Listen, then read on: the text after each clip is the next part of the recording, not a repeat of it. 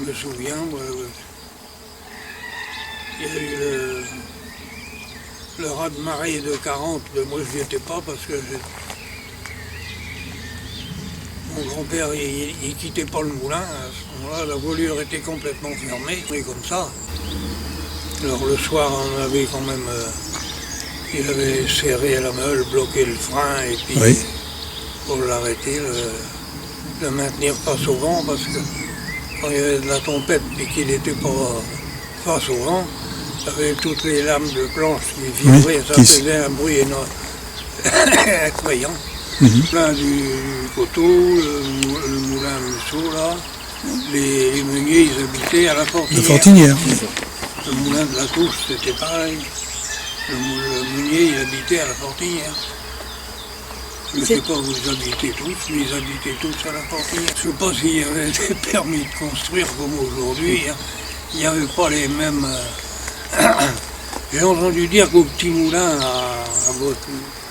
à Châteauneuf, là-bas, il y avait une parcelle qui était au pied du moulin à vendre.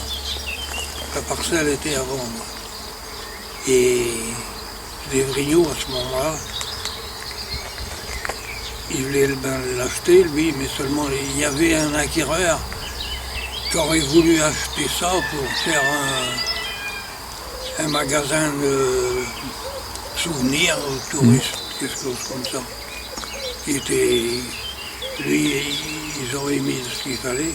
Ils sont arrivés de trouver une loi de je ne sais pas quand,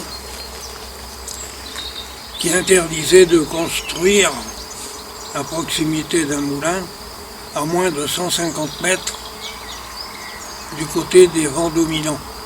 Grâce à cette loi-là, Louis Vrignot, il avait réussi à acheter cette parcelle-là. Mais c'est à partir du moment, je vous dis, qu'on n'a pas pu l'orienter. Parce que il s'était affaissé la crémaillère du côté des vents dominants. C'est là que ça travaillait le plus. Et on ne pouvait pas... Quelques années avant, on avait changé le pignon parce qu'il n'y avait plus de dents de reste. Mais là, c'était pareil, il débrayait parce que c'est la crémaillère qui... Oh, ben, autant dire que je ne l'ai pas entretenu du tout. Mon père, on avait fait refaire la toiture, je ne sais pas en quelle année. C'était une toiture en peuplier qu'on avait fait. Bon, Jean Panquier nous dit, il dit si c'est entretenu, ça peut durer 20 ans. Puis ma foi, ça fait 20 ans aussi. Oui, ben, parce que les planches, ben, elles étaient pourries. Et puis ça coûtait le camp morceau par morceau. On pourrait dire que c'est un peu grâce à Xavier Rouleau. À Xavier. Lui, c'est une cousine qui était responsable d'une association en Anjou. Et quand ils sont venus ici, moi je n'étais pas au courant. Xavier Rouleau est venu, je ne sais pas si sa cousine était avec lui, mais enfin. Le père André Croix, il était là, il était venu avec un chauffeur parce qu'il n'y avait plus de permis. Il avait son principal, son chef d'atelier, quoi. Ils avaient refait les moulins de... Comment ça s'appelle là-bas? C'est pas le Mont Mercure, non? C'est bon. Puis il disait quand même ça, il est très près de la route, les moulins là-bas. Oui.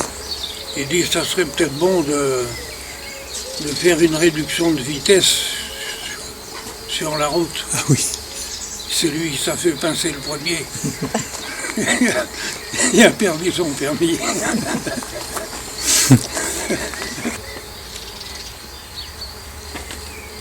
Oui, moi, ben, je me souviens qu'une fois, fallait que je rentre le blé dans le moulin. Mon père, il avait arrivé, pas de bonheur. Il était parti manger, il m'a dit, tu vas décharger la voiture et puis dételer. J'ai venu décharger la voiture, mais il y avait 3 sacs dedans. Je ne les ai pas mis sur mon épaule. J'ai réussi à les traîner comme ça. C'était des sacs de 105 kilos. Oui, mais j'avais 15 ans. Moi. Oui. Non, non. Mais souvent par ici, le blé qui était remis, c'était des hectolitres. Oui. Environ 80 kilos. Et je les ai rentrés quand même, dans le moulin.